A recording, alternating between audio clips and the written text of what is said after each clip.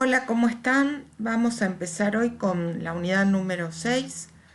En particular vamos a tratar dentro de un eje que estructura toda la unidad, que es el proceso de las independencias latinoamericanas, la crisis de los imperios ibéricos, ¿no? Para empezar a pensar las características de ese proceso de independencias latinoamericanas, tenemos que ir un poco para atrás y analizar la crisis de los imperios ibéricos y sobre todo situándola a esta crisis en el marco del proceso abierto por la Revolución Francesa, ¿no?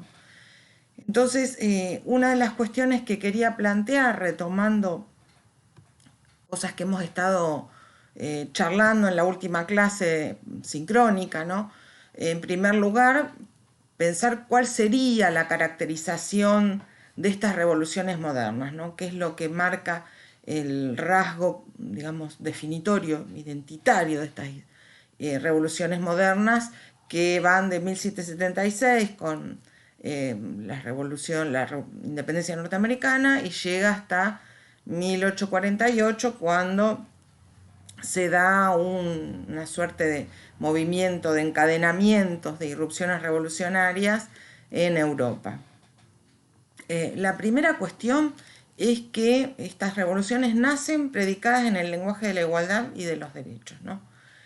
Y en función de las alternativas que abre este lenguaje, que nos piensa a todos como libres e iguales, titulares de derechos simplemente por nuestra condición de seres humanos, las tareas que se proponen son tareas de largo alcance. Fourier, por ejemplo, dice que la Revolución Francesa se propone crear un hombre nuevo, más auténtico, a través de la figura del contrato social. La Revolución Norteamericana, por ejemplo, se propone garantizar las condiciones que permitan la búsqueda de la felicidad. Son realmente tareas de largo alcance, ¿no? Que marcan más que nada una especie de definición de principios, pero que para su consecución requieren mirar muy adelante en el tiempo para ver de qué manera estas tareas se van, digamos, instrumentando, ¿no? En el devenir de los acontecimientos. Y como tal, justamente como son tareas de largo alcance, definen para estas revoluciones un ciclo, ¿no? Por eso nosotros arrancamos con las revoluciones norteamericana y francesa, seguimos con las hispanoamericanas, pero ponemos 1848 como la fecha, digamos, de un cierre precario. Ahora vamos a ver qué queremos decir con esto, ¿no? Porque en realidad, como decíamos también en la clase pasada, justamente como el lenguaje de los derechos habilita tareas de largo alcance y esas tareas no siempre pueden ser cumplidas todas de manera inmediata, a partir de este momento van a sucederse en estos casi 70 años, ¿no? O más de 70 años, irrupciones aisladas o movimientos más encadenados, ¿no?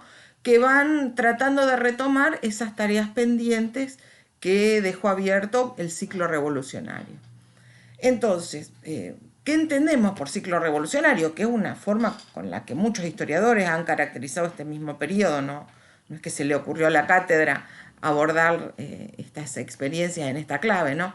Pero bueno, sí me pareció importante plantear una definición o, bueno, redondear el campo conceptual de esta categoría de ciclo, ¿no? Porque se pueden entender muchas cosas. El ciclo podría, no quisiera que se confunda con una idea clásica de ciclo, que es la de un tiempo repetitivo.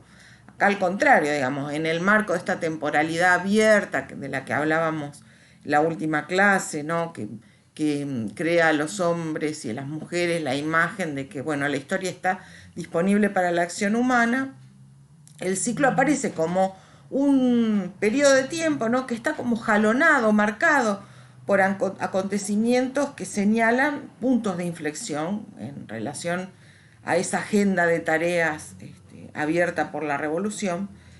Y es un periodo de tiempo además que alcanza, después de algunos años, un cierre que siempre es precario y provisorio, digamos. ¿Por qué es precario y provisorio? Bueno, porque El ciclo se cierra de manera parcial cuando se cristalizan algunos logros, ¿no?, inherentes a esas tareas que se propuso la revolución, pero ese cierre nunca es definitivo porque como las revoluciones están predicadas en el lenguaje de la igualdad y de los derechos, ¿no?, y este lenguaje de la igualdad y los derechos alimenta el discurso democrático, siempre queda posible avanzar un poco más, ¿no? Como dicen Ernesto Laclau y Chantal Mouffe, este lenguaje alimenta un discurso democrático que permite desplazar la igualdad y los derechos hacia dominios cada vez más amplios. Incluso Mouffe y Laclau presentan en estos términos la agenda del feminismo.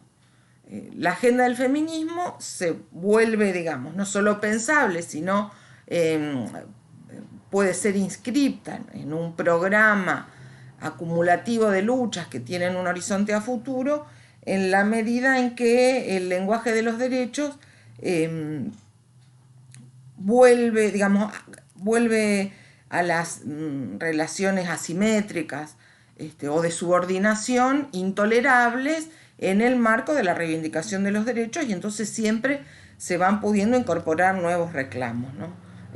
A medida que pasa el tiempo, a partir de la irrupción de la Revolución Norteamericana y la Revolución Francesa, dirían Laclau y Mouffe, lo que va ocurriendo es que situaciones que hasta un determinado momento son de subordinación, pero bueno, son aceptadas, porque justamente lo que dicen ellos es que las relaciones de subordinación son relaciones jerárquicas que aparecen como legítimas. Bueno, con el devenir del tiempo, ¿no?, y ante la avalancha del discurso democrático, hay un momento en que situaciones que antes eran de subordinación, ¿no?, jerárquicas, que se consideraban legítimas, empiezan a considerarse situaciones de opresión, y por lo tanto la revolución aparece como una alternativa para superar o derribar esas situaciones de opresión. Entonces tenemos revoluciones modernas que nacen en un lenguaje de la igualdad y de los derechos, que en esta línea se proponen tareas de muy largo alcance y que por lo tanto definen ciclos, ¿no?, como un periodo, una temporalidad abierta, pero que está marcado como por mojones que señalan logros, concreciones, momentos emblemáticos, ¿no?, de ese proceso, y que llegan a un cierre precario en el momento en que se logran estabilizar algunas reivindicaciones, pero que siempre puede ser reabierto porque el lenguaje de los derechos permite incorporar cada vez mayores reclamos. En las revoluciones modernas, que como decíamos en la clase pasada, están planteadas en torno al principio de la soberanía del pueblo, hablan como un doble camino de luchas, ¿no? Luchas para lograr transformaciones políticas, que en términos generales, para buscar una definición lo más amplia, lo más abarcadora posible, podríamos decir que son luchas que intentan reformular los alcances, las condiciones y las formas de la relación gobernantes y gobernados. Michel Foucault diría que son movimientos que dan la disputa para, digamos, con el objetivo de ser gobernados de otro modo.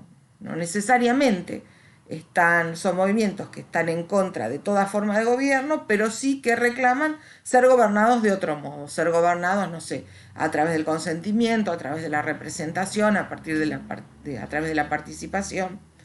Y al mismo tiempo abren un camino de luchas por las transformaciones socioeconómicas, ¿no?, por modificar las condiciones estructurales. Esto implica modificar las relaciones de fuerza que generan la estructura de la propiedad y las formas de explotación de las clases subalternas. Y en este punto podríamos decir la fase jacobina de la revolución, con la participación del artesanado de París y los reclamos que tienen que ver con lo que, como decíamos la clase pasada, Hannah Arendt identificaría como una cuestión social, como la irrupción del problema de la necesidad en la esfera política. Bueno, son el resultado de esta lucha abierta por las revoluciones que se estructuran en torno al principio de la soberanía del pueblo, para lograr justamente que ese principio garantice mejoras en las condiciones de vida de las clases subalternas o de los sectores más oprimidos. Digamos, para ejemplificar esta situación, en el caso americano, la revolución en Haití es realmente un ejemplo muy fértil a la hora de ver cómo justamente estas revoluciones que se plantean tareas de tan largo alcance, ¿no? Porque están predicadas en el lenguaje de la igualdad y de los derechos, y que por lo tanto abren dos frentes de lucha, una lucha política por ser gobernados de otro modo, digamos, y una lucha por mejorar las condiciones materiales de vida, sobre todo de las clases oprimidas.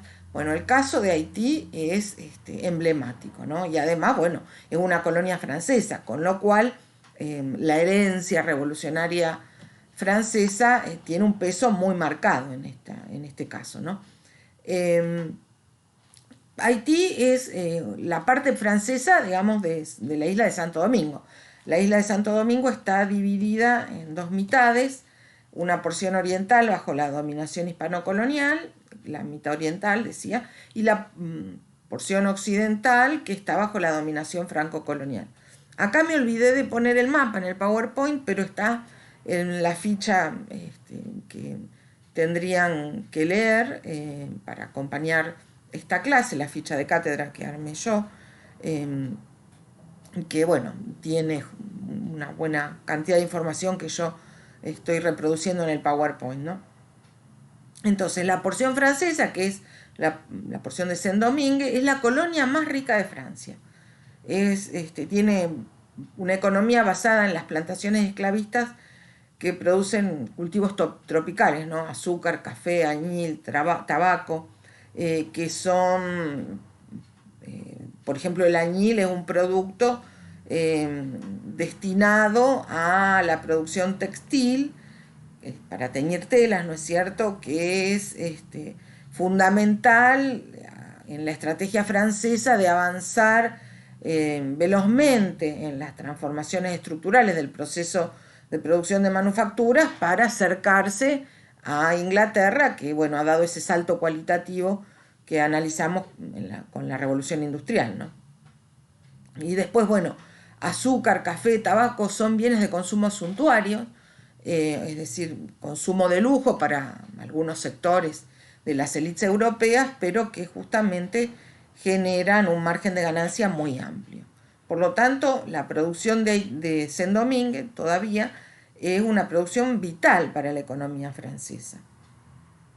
Y esa producción descansa en una jerarquía sociorracial muy rígida, muy marcada, ¿no? Si nosotros sacáramos una especie de fotografía de la estructura social de Saint-Domingue hacia fines del siglo XVIII, tendríamos un grupo de los grandes blancos, se llaman, alrededor de 20.000, que son los propietarios de los latifundios esclavistas, los pequeños blancos, que son alrededor de 10.000, y están compuestos por las capas medias de los administradores de las plantaciones, comerciantes, militares, artesanos.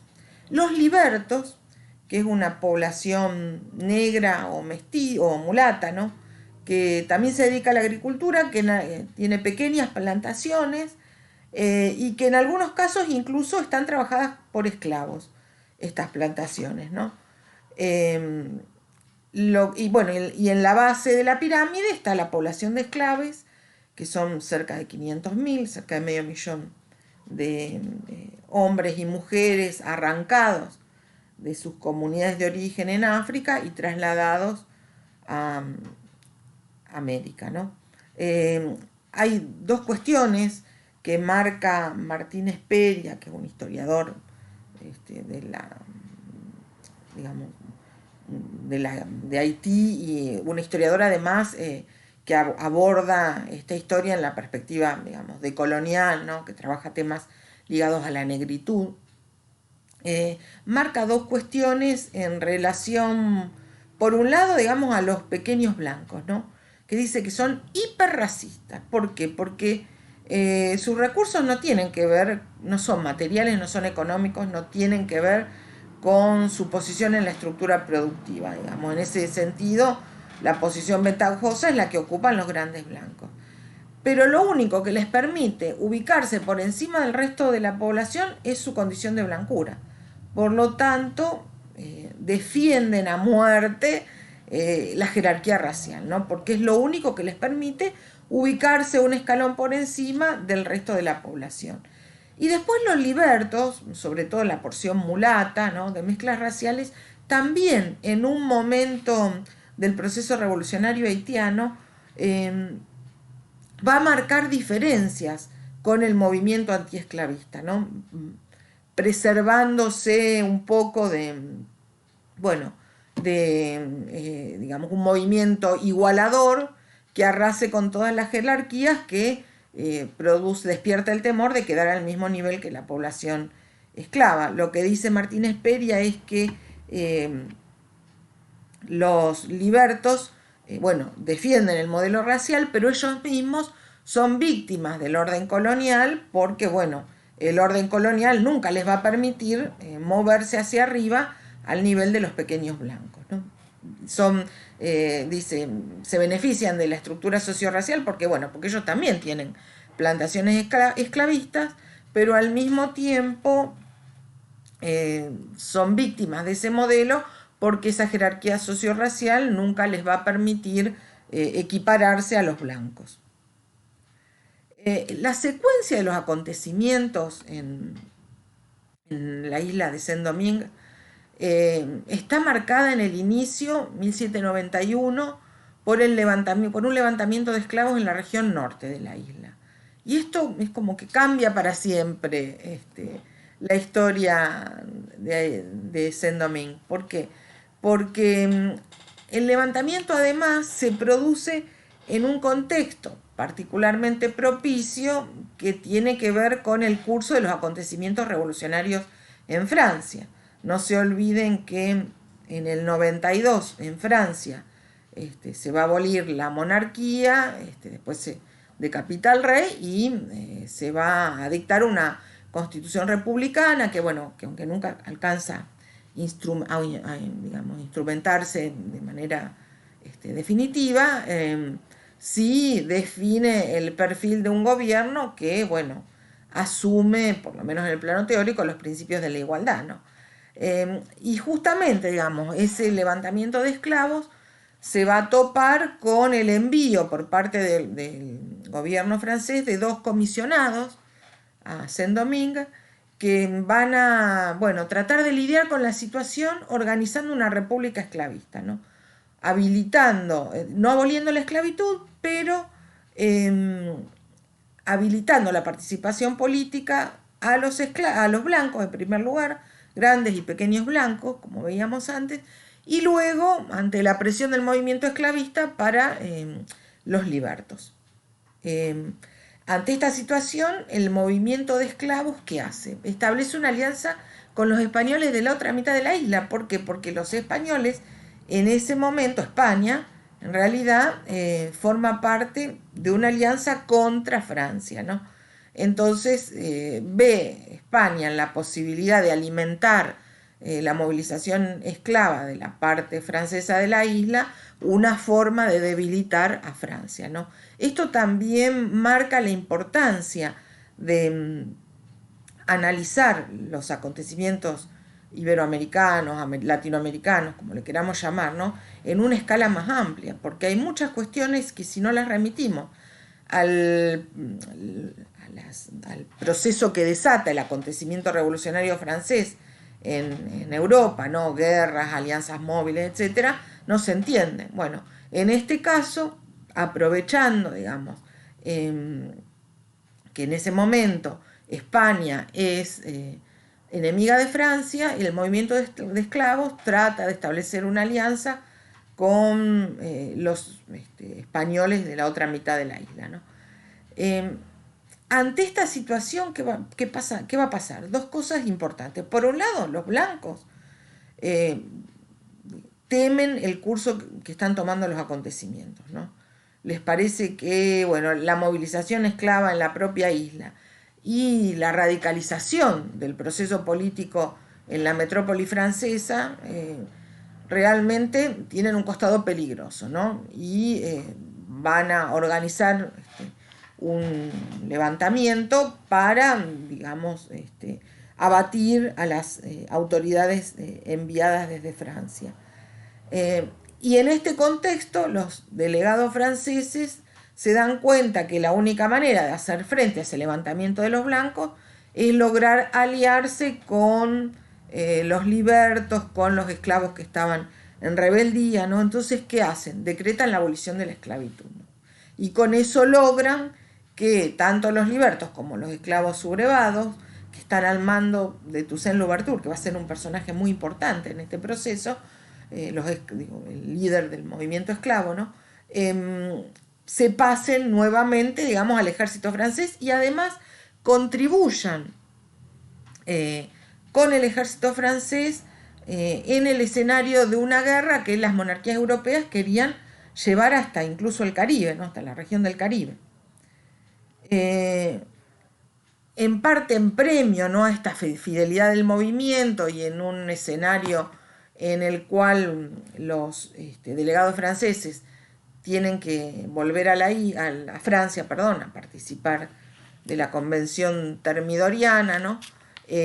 Louverture queda como gobernador de la porción francesa de la isla y es reconocido por las autoridades francesas, porque de alguna manera consideran que es importante tener un punto de apoyo en esa base social que constituyen los libertos, los esclavos que habían logrado la libertad a partir de la abolición decretada en 1794, ¿no? Y bueno, las capas sociales surgidas, ¿no?, de la hibridación entre migrantes forzosos africanos y blancos residentes en la isla. En 1801, Louverture hace una jugada que lo pone en desgracia frente a Napoleón, que es avanzar militarmente sobre la porción española de la isla, decretar la esclavitud para toda la isla y dictar una constitución en la que establece un gobierno con marcada autonomía con respecto a Francia. No independiente, pero sí autónomo con respecto a Francia. Entonces Napoleón en 1802 envía una expedición punitiva que lo derrota a Louverture, después lo trasladan prisionero a Francia, ¿no?, donde se muere en 1803, pero el grado de movilización que habían adquirido los miembros de la población negra y mulata eran tan grandes que la lucha se mantuvo durante más de un año y medio, logrando a lo mejor no victorias contundentes, pero sí desgastar al ejército francés. Y finalmente el ejército francés tiene que reconocer su impotencia, digamos, en la isla de Saint-Domingue, y bueno, en enero de 1804 se declara la independencia, se abandona el nombre de Saint-Domingue, que se considera, digamos, una marca de la ignominia de la dominación colonial, y se retoma el nombre anterior, que era Haití, aunque, digamos, a partir de ese momento el curso de los acontecimientos políticos va a dividir Haití, ¿no? Se declara la independencia e inmediatamente se produce una fragmentación en el movimiento. Y la isla se divide en dos unidades político-territoriales, podríamos decir. Una monarquía en el norte, con Dessalines a la cabeza, y una república en el sur y en el oeste. Y bueno, hasta 1820 estas dos digamos, unidades político-territoriales no se van a unir, pero igualmente, aún desenvolviéndose los acontecimientos, ¿no?, en esta división entre la monarquía del norte y la república del sur y del oeste, el balance de la independencia haitiana deja un saldo particularmente positivo. Como ejemplo, tomé un dato que, bueno, ya creo que les había mencionado en la clase sincrónica, ¿no?, una afirmación que aparece en el artículo 14 de la Constitución monárquica, esto es de la porción norte de la isla, ¿no?, que dice: todos los haitianos serán genéricamente nombrados como negros. Y esto me parece que marca un punto de inflexión en ese lenguaje de la igualdad y los derechos que inauguran las revoluciones norteamericana y francesa, sobre todo para este caso, ¿no?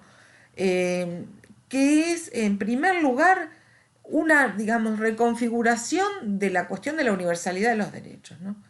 Los derechos que son predicados, digamos, en su carácter universal, en este caso, digamos, eh, son inscriptos en la lógica de la negritud, ¿no? Hay como una fórmula muy interesante de pensar la universalidad de los derechos en la perspectiva racial de la población negra, liberta o mulata, ¿no es cierto? Es como un cuestionamiento, ¿no?, a la idea de que, bueno, ¿por qué la universalidad de los derechos debe ser predicada con la lógica del hombre blanco? ¿Por qué no podría ser predicada con la lógica de hombres y mujeres negros? Por otra parte, es un proceso significativo, ¿no?, a la hora de ver cómo tratar de organizar un Estado a los efectos de luchar tanto contra el orden colonial como con la jerarquía contra la jerarquía sociorracial, ¿no? Organizar un Estado soberano tiene el sentido para los haitianos no solo, digamos, de poder derribar el orden colonial, sino de eliminar todo el lastre de jerarquización, estigmatización sociorracial, ¿no?, marginación sociorracial que había generado ese orden colonial. Y después la otra cuestión fundamental tiene que ver con la incidencia que tiene la independencia haitiana en el proceso independentista hispanoamericano, ¿no? Por un lado, porque Haití va a colaborar con varias experiencias revolucionarias. Concretamente, en la próxima clase vamos a ver el caso de Venezuela, ¿no?, cuando Bolívar es derrotado en 1815, primero va a Jamaica, donde escribe la famosa Carta de Jamaica, y después va a Haití, donde negocia con el entonces presidente de la porción sur y oeste, Petion, una ayuda económica y de hombres, para la cual Petion pone como condición que Bolívar, cuando regrese a Venezuela, declare la abolición de la esclavitud, ¿no? Y por otro lado, es un caso ejemplar en términos positivos y negativos. Yo acá puse ejemplaridad positiva y negativa porque es un ejemplo positivo justamente para todas aquellas fracciones de la población americana que habían sido víctimas de la segregación sociorracial. La experiencia haitiana define como un horizonte de posibilidades, ¿no? Bueno, sí, en Haití se pudo organizar un Estado que junto con la abolición del orden colonial desarmó toda la lógica de jerarquización sociorracial. Eso podría ocurrir también en otros espacios hispanoamericanos. Y una ejemplaridad negativa para las élites blancas, a las cuales la experiencia de Haití les despierta mucho temor y, les queda claro que al involucrarse en cualquier proceso de ruptura hay que medir muy cuidadosamente cuáles son las condiciones de posibilidad de éxito, ¿no?, del proyecto, teniendo en cuenta que no ocurra lo que ocurrió en Haití, que la población mulata, negra y mestiza terminó desbordando el movimiento e instalando sus propias reivindicaciones, digamos, dejando de lado o incluso abiertamente combatiendo a los sectores blancos. En esta idea, ¿no?, de enmarcar en secuencias más amplias los casos de independencia latinoamericana, el caso haitiano, en la saga de acontecimientos que desencadena la Revolución Francesa, en el caso hispanoamericano lo que tenemos que hacer es pensar cómo se inscriben en la crisis de los imperios ibéricos, ¿no?, que son también crisis ligadas a a la profunda reacomodación de fuerzas que produce la Revolución Francesa y luego el Imperio Napoleónico en Europa, ¿no? Como dicen Anino y Tarnavasio, las guerras suscitadas a partir de la Revolución Francesa no admiten testigos inocentes. Por lo tanto, a partir de ahí, aunque las alianzas que se van a gestar sean móviles, siempre van a exigir una definición, o a favor o en contra del imperio napoleónico, ¿no? Y estas crisis de los imperios ibéricos dan como resultado un intento que es el de constitucionalizar el imperio, que ahora vamos a ir analizando en principio para el caso de Portugal y Brasil y en la próxima clase para el caso de España y sus colonias americanas, ¿no? ¿Qué quiere decir constitucionalizar el imperio? Que para sortear las crisis que suscita el avance de las tropas napoleónicas, la invasión a Portugal, a España, etcétera, y el desencadenante, digamos, el efecto que desencadena estas invasiones y la crisis de las monarquías, ¿no? Que es, bueno, los movimientos políticos en Hispanoamérica que buscan revisar por lo menos el carácter del vínculo que las unía a sus metrópolis coloniales, no necesariamente romper, pero en principio sí revisar el estatuto de ese vínculo. El modo de intentar resolver esa situación de crisis, de conflicto, pasa en ambos casos, tanto en Portugal como en Brasil, por constitucionalizar el imperio, digamos, tratar de calmar las tensiones, resolver los conflictos, convocando incluso a representantes de los territorios de ultramar a asambleas, congresos constituyentes que le den una estructura constitucional al imperio, ¿no? Y en este caso también es importante pensar en un proceso de una escala temporal que arranca en el siglo XIX y a principios del siglo XIX, perdón, y termina en 1823. ¿Por qué? Porque lo que vemos en ese lapso es que, bueno, aun cuando España y Portugal intentan resolver la crisis constitucionalizando el imperio, las dificultades son muchas, pero en ningún caso, tanto España como Portugal, logran pensar alternativas de resolución de esa crisis que no intenten reponer el vínculo colonial. Digo, esto es un elemento que además explica, por ejemplo, por qué España va a tardar tanto tiempo en reconocer las independencias hispanoamericanas, ¿no? Que también lo vamos a ver mejor la clase que viene, pero siendo que ya en 1825, por ejemplo, Inglaterra reconoce la independencia de Venezuela y en el 26 la del Río de la Plata, bueno, Inglaterra es la potencia más importante, ¿no? A escala internacional y eso ya marca como un punto de no retorno. España no va a aceptar discutir las independencias y recién en la década del 40, ¿no? Va a aceptar discutir el estatus independiente de sus ex colonias. Bueno, eso de alguna manera es un efecto de el rol clave que tiene el vínculo colonial para pensar, digamos, la configuración de estas monarquías imperiales. Y es por eso que en este ciclo, ¿no? Este periodo que va de principios del 19 a 1823, nosotros vamos a ver, tanto en España como en Portugal, que todos los intentos de reponer la armonía, ¿no? Entre las partes constituyentes del imperio pasan por la posibilidad de revitalizar el vínculo colonial. Y por otra parte, las independencias hispanoamericanas se van a ver sacudidas por los acontecimientos políticos por los que van atravesando sus ex metrópolis, ¿no? No es un dato menor para el proceso de ruptura del vínculo colonial, declaración de las independencias, organización institucional de los nuevos estados, lo que pasa en las que fueron sus antiguas metrópolis coloniales, ¿no? Entonces es importante, por lo menos para esta primera fase, tener en claro qué es lo que ocurre tanto en España como en Portugal en este periodo de alrededor de 23 años, ¿no? para entender también cómo se desarrollan los acontecimientos hispanoamericanos o lusoamericanos en el caso de Brasil.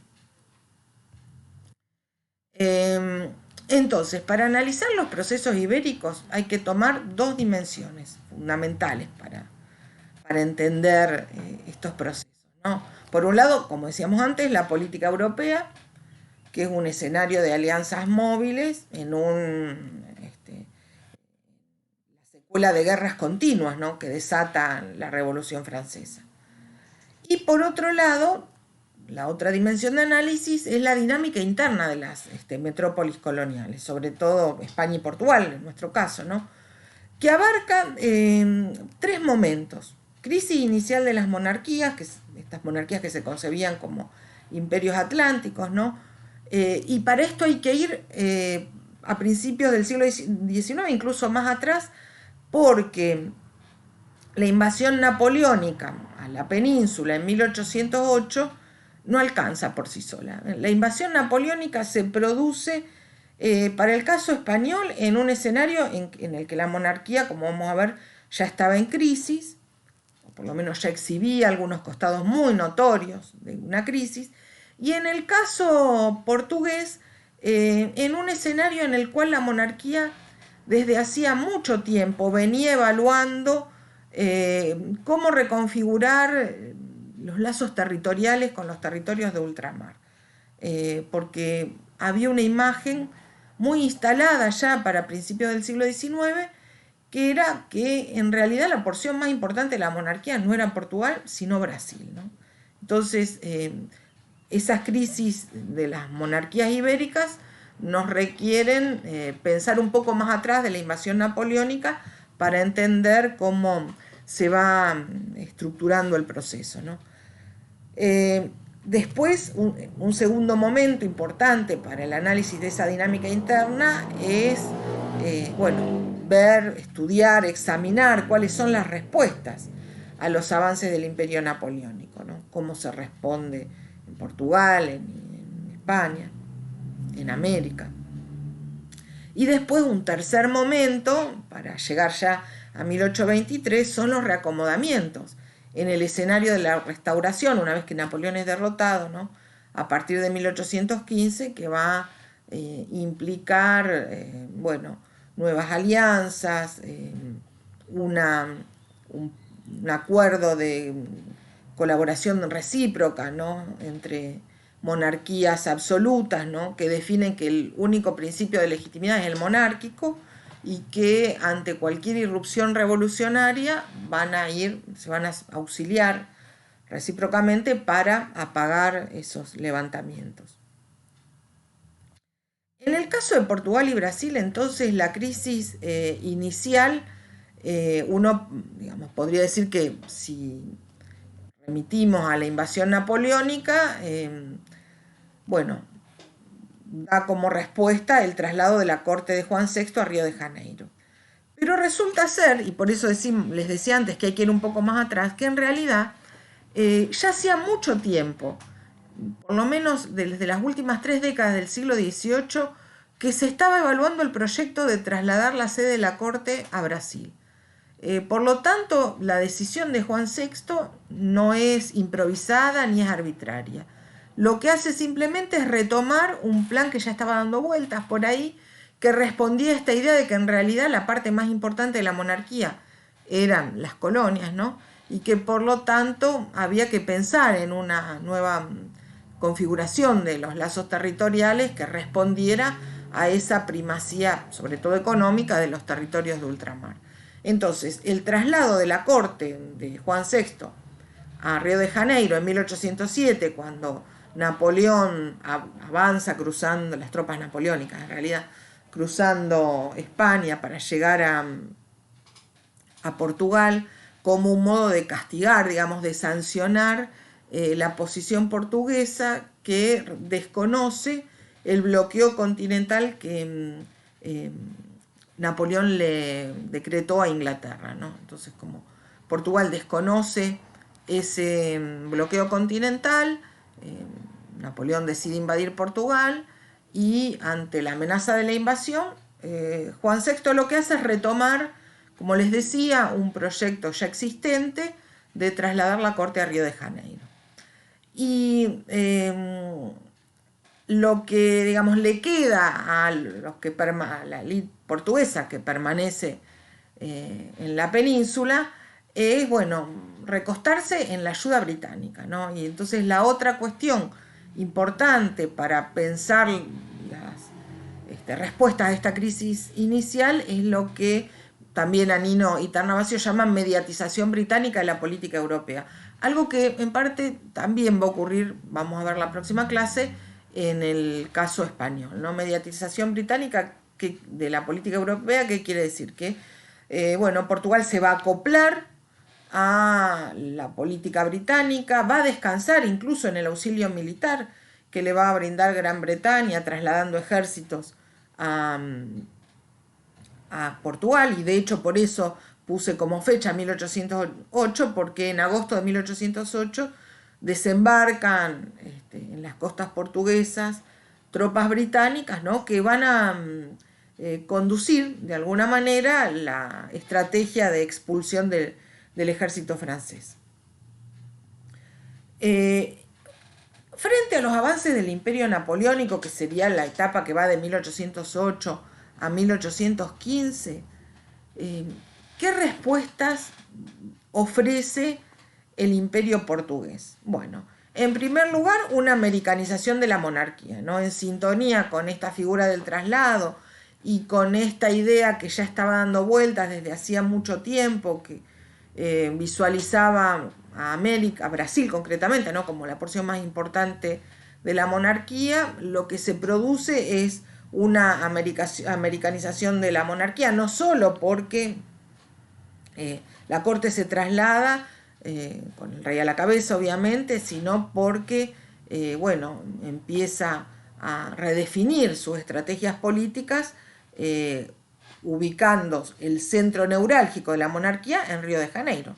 Ya no es Lisboa el centro neurálgico de la monarquía, sino Río de Janeiro, y desde allí se van a definir las estrategias tanto en relación a las otras regiones hispanoamericanas como Europa. Y menciono las otras regiones hispanoamericanas porque lo vamos a ver mejor la clase que viene, pero como la mujer de Juan VI es la hija de Carlos IV, el rey de España, y la hermana de Fernando VII, perdón, cuando llega a América trata de, digamos, actuar como mediadora entre los territorios del Imperio Hispano-Colonial y la casa dinástica a la que pertenece, ¿no? Entonces hay una americanización de la monarquía en los dos sentidos, porque se empieza a pensar la política atlántica desde un centro neurálgico que es Río de Janeiro, y porque además también la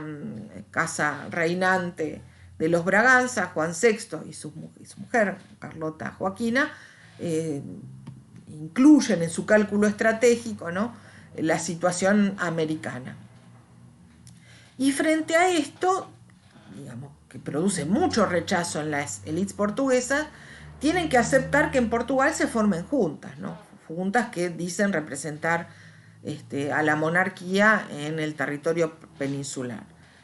Tienen que aceptar la formación de juntas para mantener la unidad de esa estructura imperial, porque las resistencias de las élites portuguesas a pensar que su corte y su rey están en lo que antes era la colonia son muy intensas.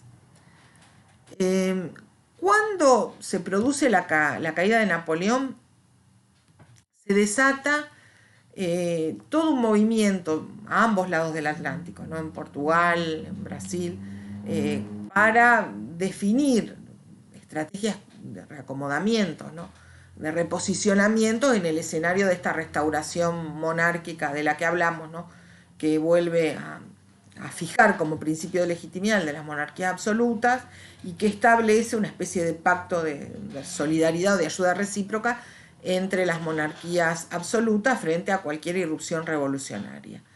En ese marco, el Congreso de Viena reconoce al reino de Portugal, Brasil y Algarbes como una especie de monarquía federativa, que es un modelo que a los brasileros los deja bastante conformes.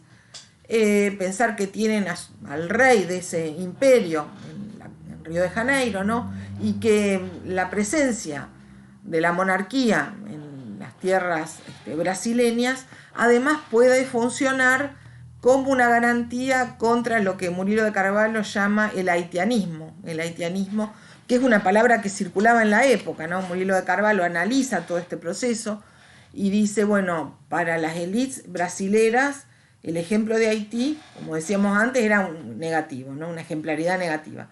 Era la imagen de la posibilidad de que se concrete la peor amenaza, que era el levantamiento de esclavos, ¿no? Entonces, esta monarquía federativa deja, aunque no había establecido un régimen constitucional al modo de, no sé, la monarquía constitucional inglesa, tradicional aliada de Portugal, al menos le daba el estatuto de reino a Brasil y le permitía contar con el poder monárquico ante cualquier desborde social. Pero a partir de acá tenemos que empezar a diferenciar las reacciones, ¿no? Si en Brasil, en principio se acepta la solución de esta especie de monarquía federativa, en Portugal genera profundos rechazos. Hay muchas resistencias entre 1815 y 1820 por parte de las élites portuguesas que tienen, como dice un historiador brasilero, Paulo Pimenta, tenían el sentimiento de haberse transformado en colonias de una colonia. Ser colonia de lo que antes había sido una colonia portuguesa, como es el caso brasilero. Estos malestares, digamos, estallan en 1820 y se inicia en Portugal una experiencia liberal que le exige, porque lo que me olvidé decir es que es muy importante, ¿no? Que en 1815, cuando termina la guerra de los portugueses, pensaba que Juan VI iba a volver a Lisboa, y Juan VI decide quedarse en Río de Janeiro. Por eso este sentimiento de ser colonia de una colonia, porque finalmente eran súbditos de una monarquía cuya residencia estaba en lo que antes había sido el territorio colonial, ¿no? Juan VI decide que no vuelve a Lisboa y que va a gobernar esa monarquía federativa, ese reino de Portugal, Brasil y Algarbes desde Río de Janeiro, ¿no? Entonces, las resistencias que se van acumulando entre 1815 y 1820 desatan un movimiento que habilita a partir de 1820 y hasta 1823 una experiencia liberal, ¿no? Que le exige a Juan VI volver a Lisboa, convocar a cortes, ¿no? En esas cortes los portugueses se niegan a que Brasil se integre como reino al imperio. Por eso decía al principio, es importante pensar cómo en ninguna de las estrategias para superar las sucesivas crisis, en este caso Portugal, se le ocurre prescindir del vínculo colonial con Brasil, ¿no? No hay alternativa política que excluya la reposición del vínculo colonial con el territorio de ultramar tal cual funcionaba antes de la invasión napoleónica, ¿no? Y del traslado de la corte primeramente. Entonces, en Brasil, ¿qué pasa? En Brasil había quedado como regente Pedro, que después va a ser Pedro I, ¿no? El hijo de Juan VI, que, bueno, ante la negativa de los representantes metropolitanos a que Brasil integre como reino el imperio, convoca un congreso, ¿no? Que declara la independencia el 7 de septiembre a través del grito de Ipiranga, y digamos, ese congreso había empezado a discutir una constitución.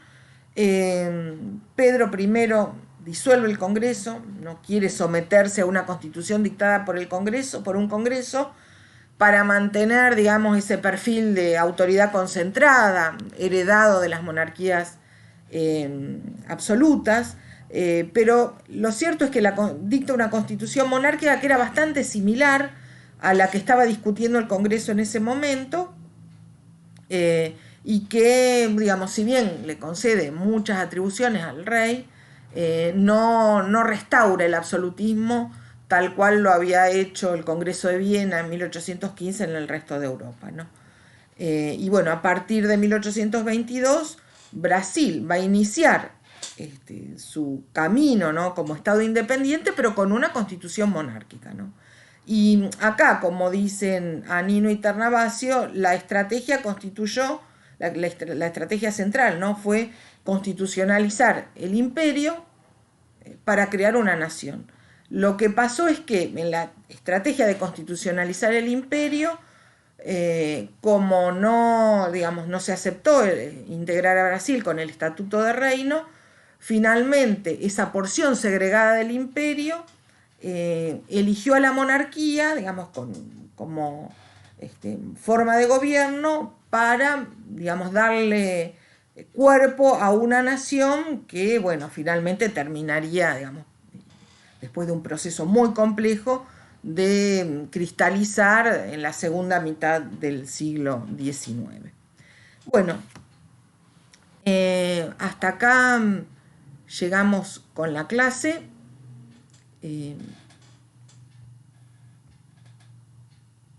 La próxima clase la subiríamos el martes 25 de agosto. Y bueno, en breve les vamos a mandar a través de comunidades el cronograma de actividades para que, bueno, ustedes sepan, por lo menos para esta unidad, qué vamos a hacer en cada una de las comisiones, martes y viernes, ¿no?, que vamos a trabajar, de qué manera y con qué textos. Nos vemos la próxima. Abrazo grande.